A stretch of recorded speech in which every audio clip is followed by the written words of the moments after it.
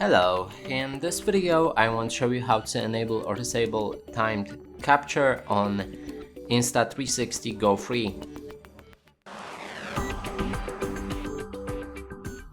To do this, we'll need to swipe our finger down on the screen, then there's this clock button in the bottom right corner, click on it, and here's the timed capture. You can activate it, then set the time for your timed capture.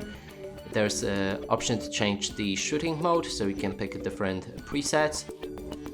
Then there's specifications that you can change the resolution and frame rates for the capture.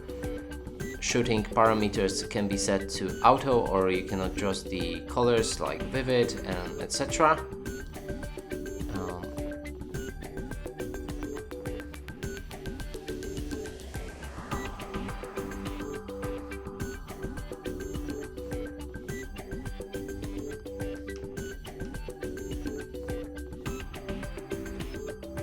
Okay, and then there's FOV, duration for that time capture, and repeat it, and you can set it, for example, every day.